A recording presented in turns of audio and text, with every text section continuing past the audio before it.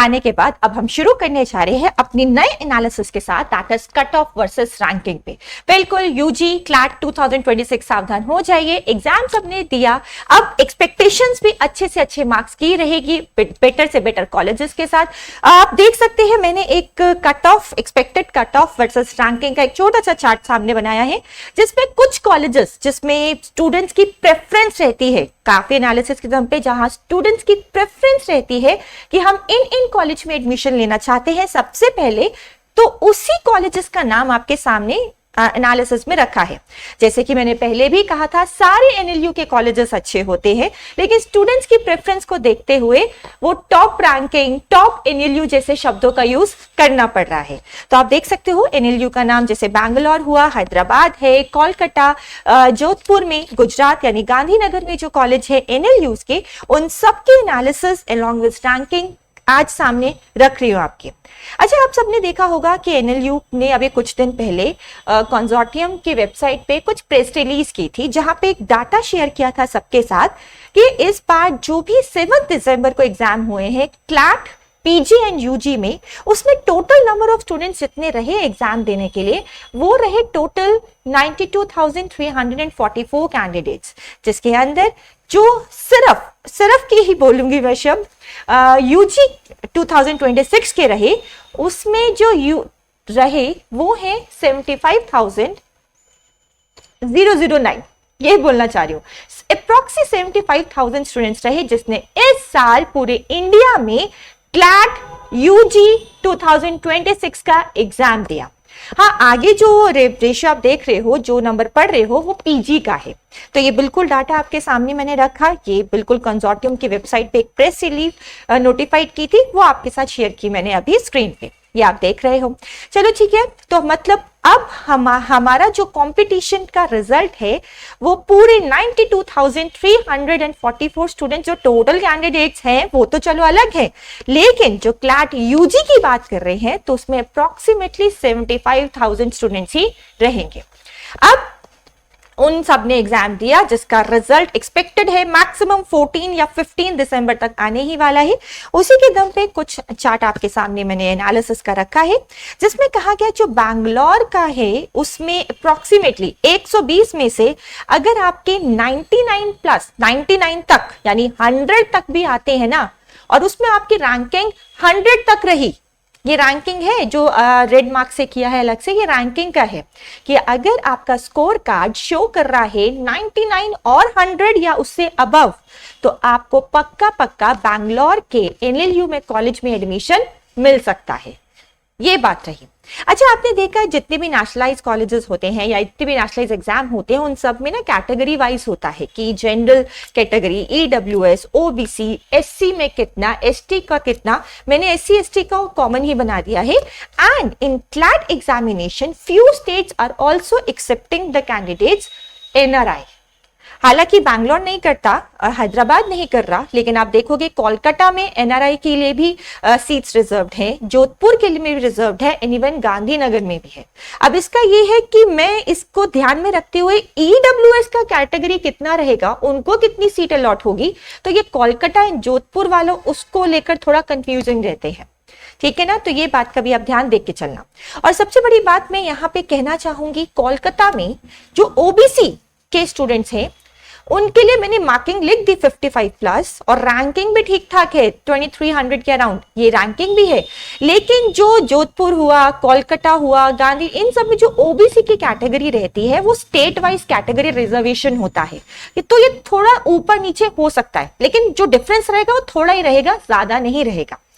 इसके अलावा अगर हम वापस अपने बैंगलोर में आते हैं, तो अगर आप जनरल कैटेगरी से हो, आपके स्कोर कार्ड में 99 या 100 या उससे अबव शो कर रहा है, तो पक्का प्रेफरेंस वहां मिलेगी। ईडब्ल्यूएस में 95 प्लस मार्किंग स्कोर कार्ड रहा, लेकिन रैंकिंग 500 तक भी रही तो भी मिल सकता है।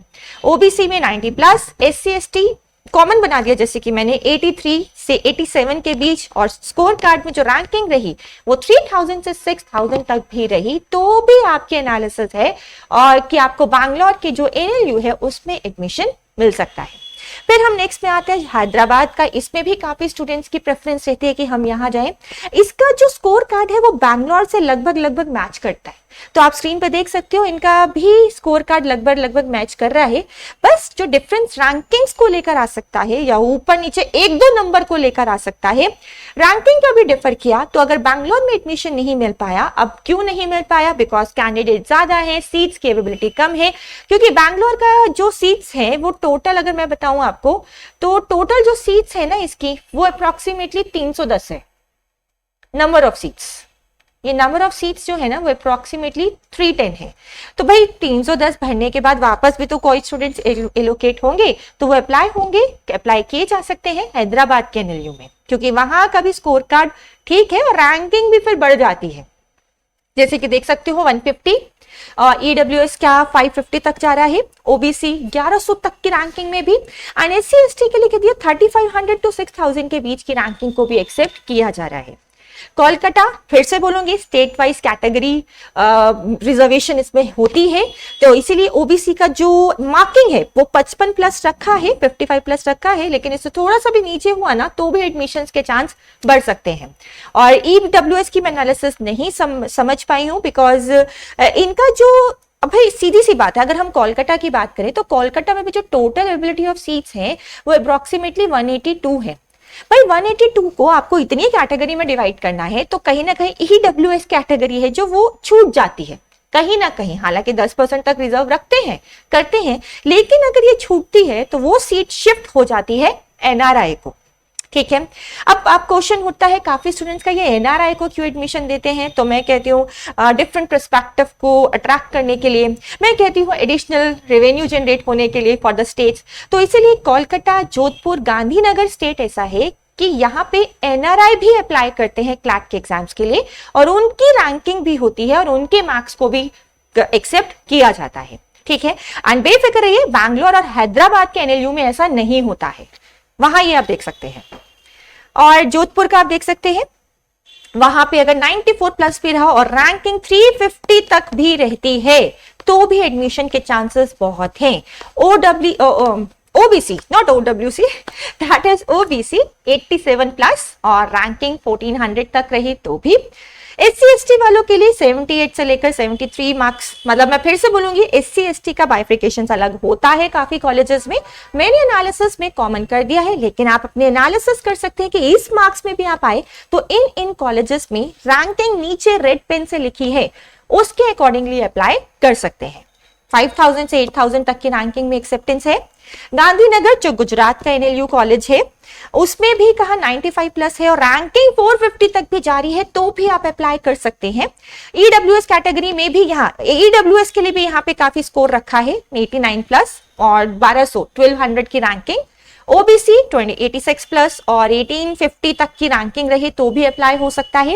एंड एससी एसटी, मतलब मैं कहूं एससी का 77 तक भी रहा और एसटी का 69 तक भी स्कोर रहा, कम रहा इसका भी। हाँ, मतलब ये जो है ये एससी के लिए ले लिया इन्होंने कि एससी का अगर 77 या उससे ऊपर की मार्किंग रही और एसटी में 69 तक भी मार्क्स आए और रैंकिंग 6000 से 11000 तक भी रही तो भी आप अप्लाई कर सकते हैं गांधीनगर के एनएलयू कॉलेज में। as well as NRIs 84 plus 2800 2800 तक की रैंकिंग भी रही तो भी अप्लाई कर सकते हैं। तो ये छोटा सा analysis expected ranking plus cut off तक का चार्ट आपके सामने मैं लेकर आई, और निराश मत होइए जिससे इससे भी कम मार्क्स रहेंगे। अभी तो टोटल 26 यूनिवर्सिटीज है भाई, टोटल 26 यूनिवर्सिटीज है एनएलयू कॉलेजेस, या ये कहूं टोटल 26 कॉलेजेस है एनएलयू के जो क्लैट के बेसिस पे, मेरिट के बेसिस पे एडमिशन लेती हैं, और मात्र अभी 5 कॉलेज ही सामने रखे हैं मैंने जो उसमें एक्सपेक्टेड स्कोर रैंकिंग सामने है। तो कोई बात नहीं, अब इससे नीचे भी आएंगे आपके मार्क्स तो कोई घबराने की बात नहीं है। Still you have left with 21 colleges of NLU. ठीक है, तो अभी तक की क्लास में, अभी तक की वीडियो में मैंने ये सब सामने आपके रखा, तो फटाफट अपने स्कोर कार्ड से को मैच कीजिए, बिकॉज जो प्रोविजनल आंसर की है वो आ चुकी है। आपको पता होगा आपने क्या सही किया है क्या गलत किया है, अपने आंसर्स को मैच कीजिए और अपने इस एक्सपेक्टेड चार्ट से कंपेयर कीजिए, क्योंकि आप देखते हैं 14 या 15 मैक्सिमम दिसंबर तक रिजल्ट आएगा ही आएगा, एंड उसके बाद कुछ ही दिनों में काउंसलिंग सेशन भी शुरू हो जाएगा और आप फिर एक माइंडसेट करके चलेंगे कि कौन कौन से कॉलेजेस में कैसे कैसे हम अप्लाई कर सकते हैं। ओके। और फिर से मैं बोलूंगी जो क्लैट देने जा रहे हैं, नेक्स्ट क्लैट 2027 की तैयारी करेंगे, तो अभी से तैयार रहो कि आपको regularly current news, legal affairs के लिए अपडेट रहना है। बिल्कुल, आने वाली क्लासेस के अंदर मैं वीडियोस के अंदर ये सब पॉइंट्स को शेयर करती चलूंगी। कुछ क्वेश्चंस हम रेगुलर बेसिस